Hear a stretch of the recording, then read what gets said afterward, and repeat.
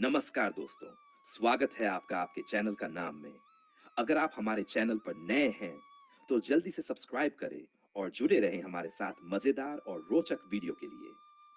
अगर आप अपने चैनल के विषय के अनुसार इसे और बेहतर बनाना चाहते हैं, तो मुझे बताइए। गौतम बुद्ध की कहानी। प्रस्तावना। मैं कौन हूं? यह प्रश्न जितना सरल दिखता है, उतना ही गूढ़ और रहस्यमय है। मानव जीवन की सबसे गहरी खोज इसी प्रश्न से शुरू होती है। बुद्ध ने न केवल इस प्रश्न को गंभीरता से लिया, बल्कि इसका उत्तर भी खोजा और संसार को बताया।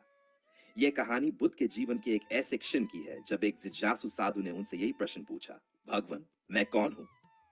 भागवन, एक जिज्ञासु की खोज। बहुत समय पहले श्रावस्ती के पास एक वन में एक युवा साधु तपस्या कर रहा था। उसका नाम सच्चिदानंद था। वह वर्षों से वेद, उपनिषद, योग और ध्यान की साधना कर रहा था, लेकिन उसके भीतर एक प्रश्न अनुत्तरित ही रह गया था। मैं कौन हूं? वह हर गुरु के पास गया, हर ग्रंथ पढ़ा, हर साधना की, लेकिन यह प्रश्न अब भी गहराई से उसकी आत्मा को कचोट रहा था। एक दिन उसने सुना कि तथागत बुद्ध श्रावस्ती में जेतवन विहार में ठहरे हैं। उसने निश्चय किया कि अब वह उन्हीं से यह प्रश्न पूछेगा। भाग दू बुद्ध के चरणों में सच्चिदानंद बुद्ध के पास पहुंचा। वह थका हुआ, परंतु भीतर एक प्रचंड जिज्ञासा से भरा हुआ था। उसने प्रणाम किया और कहा, भगवान, कृपा कर उत्तर दीजिए। मैं वर्षों से इस प्रश्न का उत्तर खोज रहा हूं। मैं कौन हूं? क्या आप मुझे ये बता सकते हैं? बुद्ध शांत थे। उन्होंने सच्चिदानंद की आंखों में देखा, फिर धीरे से बोले, क्या तुम इस उत्तर को जानने के लिए सच में तैयार हो? सच्चिदानंद ने सिर झुकाकर कहा, हाँ भगवान, मैं तैयार हूं। मैं जानना चाहता हूं कि मैं कौन हूं। बुद्ध मुस्कुराए, तो पहले तुम अपने मैं को खोज कर लाओ। जब तुम उसे पालो, तब फिर मेरे पास आना। भाग 3, खोज की यात्रा। सच्चिदानंद चकित था। मैं को खोज कर लाओ, यह कैसा उत्तर था? फिर भी उसने बुद्ध की आज्ञा को स्वीकार किया। वह पास ही एक निर्जन कुटिया में जाकर बैठ गया और ध्यान में डूब गया। उसने सबसे पहले अपने शरीर को देखा। क्या मैं ये शरीर हूं? उसने ध्यान से देखा। हाथ, पांव, आंखें, मस्तिष्क, ये सब तो उसके देखने योग्य थे। फिर वह सोचने लगा, जो देखा जा सकता है, वह मैं कैसे हो सकता हूं? देखना वाला कुछ और है और यह शरीर कुछ और। फिर उसने अपने मन पर ध्यान केंद्रित किया। विचार, भावनाएं, स्मृतियां, कल्पनाएं, क्या यही मैं हूं? लेकिन उसने देखा कि ये सब आते जाते रहते हैं। वह कभी गुस्से में होता, कभी खुश, कभी उदास। विचार भी हर पल बदलते रहते। तो ये स्थिर मैं इनमें कहाँ का भ्रम? ध्यान की गहराई में उसने अहंकार की परतें देखी। मैं जानी हूं, मैं साधक हूं, मैं श्रेष्ठ हूं, ये सब मैं की भावना से जुड़ी थी। लेकिन जैसे जैसे वह उन्हें देखता गया, वे सब झूठी प्रतीत होने लगी।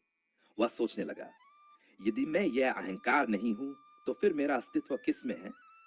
दिन बीते गए, सच्चिदानंद भीतर की परतों को उतारता गया। एक दिन उसने अनुभव किया कि जब वह पूर्ण मौन में होता है, विचार शून्य होते हैं। तब भी वह मौजूद है, एक साक्षी रूप में। भाग 5, साक्षी का बोध। उसने महसूस किया कि वह कुछ नहीं है, फिर भी सब कुछ है। वह न तो शरीर है, न मन, न बुद्धि, न अहंकार। वह एक साक्षी है जो सब कुछ देख रहा है। उस क्षण वह रो पड़ा। वर्षों की साधना का फल सामने था। उसने उस मैं को पहचान लिया जो देखने वाला है, पर कभी दिखता नहीं, जो अनुभव करता है, पर कभी अनुभव नहीं होता। भाग 6, बुद्ध के पास वापसी। वह कृतज्ञता से भर उठा और जेतवन विहार लौट आया। बुद्ध ध्यान में लीन थे। सच्चिदानंद उनके सामने जाकर बैठ गया। बुद्ध ने आंखें खोली और पूछा, क्या तुमने मैं को पाया? सच्चिदानंद ने कहा, भगवान, जिसे मैं समझता था, वह तो एक झूठा भ्रम था। अब मैं जानता हूं कि असली मैं तो केवल एक साक्षी है, जो सब कुछ देखता है पर स्वयं अप्रभूत रहता है। बुद्ध मुस्कुराए, अब तुम तैयार हो। अब तुम जान गए कि जिसे हम मैं कहते हैं, वह केवल अस्थाई पहचान है। नाम, शरीर, विचार, स्मृति, ये सब बदलने वाले हैं। सच्चा मैं तो निराकार है, वही आत्मा है, वही बोध है। भाग जैरे, जीवन का रूपांतरण। उस दिन के बाद सच्चिदानंद ने स्वयं को पूरी तरह वर्तित पाया। अब वह न तो पहचान से बंधा था, न किसी विचार से। वह एक मुक्त आत्मा था। उसने बोधिसत्व मार्ग को चुना। दूसरों को भी उनके मैं की खोज में मार्ग दिखाने का व्रत लिया। वह बुद्ध के साथ वर्षों तक रहा और अनेक लोगों को आत्मबोध की ओर ले गया। समापन। मैं कौन हूं? इस प्रश्न का उत्तर शब्दों में नहीं, अनुभव में मिलता है। बुद्ध कहते थे, आत्मा को जानो, तभी संसार के भ्रम से मुक्त हो सकते हो। यह कहानी केवल सच्चिदानंद की नहीं, हम सभी की है। जब तक हम स्वयं को केवल नाम, शरीर और विचारों से पहचानते हैं, हम माया में बंधे रहते हैं। लेकिन जब हम साक्षी भाव को जान लेते हैं, तभी हम जान पाते हैं, मैं कौन हूं। बिल्कुल, ये रही एक और गहन और प्रेरणादायक शब्दों की कहानी, जो गौतम बुद्ध के जीवन और उपदेशों पर आधारित है। इस कहानी का विषय है, मन का स्वामी कैसे बने, बुद्ध की एक कालजयी कथा। मन मनुष्य का सबसे बड़ा मित्र भी है और सबसे भयंकर शत्रु भी। जब मन नियंत्रित हो तो जीवन शांति और आनंदमय बन जाता है, और जब वही मन विकृत हो जाए तो दुख और भ्रम का कारण बनता है। गौतम बुद्ध ने अनेक अवसरों पर मन की शक्ति और उसके नियंत्रण के बारे में उपदेश दिए। यह कहानी ऐसे ही एक अनुभव की है, जब एक हिंसक और क्रोधी युवक को बुद्ध ने मन के स्वामी बनने का मार्ग दिखाया। बहुत समय पहले मगध राज्य के एक गांव में एक युवक रहता था। उसका नाम था अंगर। वह स्वभाव से अंत क्रोधी और अहंकारी था। बचपन से ही वह दूसरों को नीचा दिखाने, चुनौती देने और शारीरिक बल से नियंत्रित करने में विश्वास करता था। उसके पिता एक योद्धा थे और उन्होंने उसे सिखाया था कि मनुष्य को दूसरों पर राज करना चाहिए, भावनाओं पर नहीं। परंतु अंगर का क्रोध इतना प्रबल था कि वह छोटी छोटी बातों पर लोगों से झगड़ पड़ता।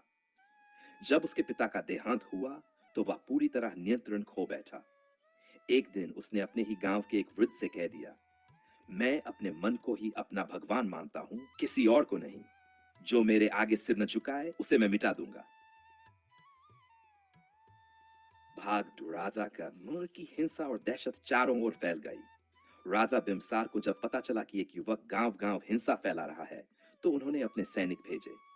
परंतु अंगर इतना बलवान था कि उसने सभी सैनिकों को हरा दिया। राजा क्रोधित हुए और बोले, यदि यही स्थिति रही तो लोग राजधर्म पर से विश्वास खो देंगे। कोई ऐसा चाहिए जो इस राक्षस का अंत कर सके। उनके मंत्री ने कहा, राजन, ऐसी शक्ति केवल तथागत बुद्ध के पास है। वह ही हैं जो इस युवक के भीतर छिपे राक्षस को शांत कर सकते हैं। उसी समय बुद्ध श्रावस्ती से राजगृह की ओर यात्रा कर रहे थे। जब उन्होंने अंगर के विषय में सुना तो मुस्कुराए। उन्होंने कहा, कोई भी जन्म से राक्षस नहीं होता, उसका मन ही उसे ऐसा बनाता है, और मन ही वह द्वार है जिससे कोई मनुष्य पुनः सज्जन बन सकता है। उनके शिष्य बोले, भगवान, वह अत्यंत हिंसक है। वह तो साधारण मनुष्यों को मारने में भी संकोच नहीं करता। बुद्ध ने उत्तर दिया, यही तो समय है उसे उसके भीतर के अंधकार से बाहर लाने का। जंगल की मुठभेड़। बुद्ध एक सुबह अंगर के ठिकाने की ओर अकेले चल पड़े। वह एक घना जंगल था जहां अंगर अपने शिकार के साथ रहता था। जब बुद्ध उस स्थान पर पहुंचे तो अंगर उन्हें देख क्रोधित हो गया। कौन है तू? क्या तुझे अपने प्राणों की कोई परवाह नहीं? बुद्ध शांत भाव से बोले, मैं वही हूं जिसे तू स्वयं से बचा नहीं सकता। अंगर हंसा, तू पागल है, मेरे हाथों से कोई नहीं बचा। बुद्ध बोले, तेरा हाथ दूसरों को मार सकता है, पर तेरा मन तुझे खुद से नहीं बचा सकता। अंगर चौंका। पहली बार किसी ने उसे उसके ही मन के सामने खड़ा कर दिया। बुद्ध ने पूछा, तू क्या चाहता है अंगर? अंगर बोला, मैं चाहता हूं कि दुनिया मुझसे डरे, मेरी शक्ति को माने। बुद्ध ने मुस्कुराकर पूछा, डर और सम्मान में क्या अंतर है? अंगर थोड़ी देर चुप रहा। बुद्ध ने आगे कहा, डर कभी स्थायी नहीं होता, और जो डर से चुकते हैं वे मन से तुम्हारा विरोध करते हैं। सच्चा सम्मान वह होता है जो प्रेम और करुणा से मिलता है। तू जिसे विजय समझ रहा है, वह तेरा सबसे बड़ा पराजय है। अंगर पहली बार अपने भीतर की हलचल को महसूस कर रहा था। बुद्ध ने अपना हाथ उसके सिर पर रखा और बोले, अपने भीतर देख, तू क्या बन चुका है? क्या तू वाकई खुश है? अंगर की आंखों में आंसू आ गए। उसने पहली बार स्वीकार किया, मैं हमेशा अकेला रहा, मेरे भीतर केवल गुस्सा और डर रहा। पर अब जब तूने मेरा हाथ नहीं काटा, मुझे नहीं मारा, तब मैं समझा कि शक्ति यह नहीं होती कि कोई डर जाए, बल्कि यह होती है कि कोई बदल जाए। बुद्ध ने कहा, अब समय है अपने भीतर के राक्षस को त्यागने का। तू अपने मन का स्वामी बन सकता है यदि उसे जानना शुरू कर दे। अंगर ने बुद्ध से दीक्षा ली और उनका शिष्य बन गया। उसने अपना नाम त्याग कर अंगुलीमाल रख लिया। क्योंकि उसके हाथों में पहले वह एक माला पहनता था जिसमें वह अपने शिकारों की अंगुलियां पिरोता था। अब वह उसी माला को करुणा की माला बना चुका था। अंगुलिमाल ने कठोर तप किया, गांव गांव गया और लोगों से क्षमा मांगी। कई लोग उसे स्वीकार नहीं कर पाए, परंतु धीरे धीरे उन्होंने देखा कि वह अब हिंसा नहीं करता, बच्चों को प्रेम से देखता है और बुजुर्गों के पांव छूता है। भागवत। एक दिन बुद्ध ने उसे बुलाया और पूछा, अंगुलिमाल, अब तेरा मन क्या कहता है? वह बोला, भगवान, अब मेरा मन शांत है। कभी जो मन मुझे दूसरों पर उठाता था, वही अब मुझे भीतर ले जाता है। मुझे ऐसा लगता है कि मैं स्वयं को जानने के करीब हूं। बुद्ध ने कहा, यही सच्चा स्वामी होना है। जब तू स्वयं के विचारों, भावनाओं और इच्छाओं पर जागरूक हो जाए, तब तू किसी और पर शासन नहीं चाहता। अंगुलिमाल अब लोगों की सेवा करने लगा। वह बीमारों की देखभाल करता, भूखों को भोजन देता और ध्यान में डूबा रहता। धीरे धीरे उसके भीतर एक दिव्य प्रकाश जागृत हुआ। एक दिन एक युवक ने उससे पूछा, तुम पहले इतने भयानक थे, अब इतने शांत कैसे हो गए? अंगुलिमाल ने उत्तर दिया, क्योंकि मैं अपने मन को देखा, उसे स्वीकार किया और उसके ऊपर बैठ गया। मैं अब उसका स्वामी हूं, उसका दास नहीं। बुद्ध का अंतिम संदेश। बुद्ध ने अपने अंतिम उपदेशों में कहा था, मन सब कुछ है, तुम जो सोचते हो वही बनते हो। यदि मन को स्वच्छ, स्थिर और करुणामय बना सको तो सारा संसार तुम्हारा मित्र बन जाएगा। अंगुलिमाल उस समय उपस्थित था। उसकी आंखों में आंसू थे। ये आंसू पश्चाताप के नहीं थे, बल्कि आत्मज्ञान के थे। यह कहानी केवल अंगुलिमाल की नहीं, हम सब की है। हमारे भीतर भी क्रोध, अहंकार, लालच जैसे राक्षस छिपे होते हैं, परंतु यदि हम उन्हें देख सकें, स्वीकार सकें और नियंत्रित कर सकें, तो हम भी बुद्ध के बताए मार्ग पर चल सकते हैं। अपने मन को जानो, उसे साधो, वही सच्ची मुक्ति है। अगर आप हमारे चैनल पर नए हैं तो जल्दी से सब्सक्राइब करें और जुड़े रहें हमारे साथ मजेदार और रोचक वीडियो के लिए। अगर आप अपने चैनल के विषय के अनुसार इसे और बेहतर बनाना चाहते हैं तो मुझे बताइए।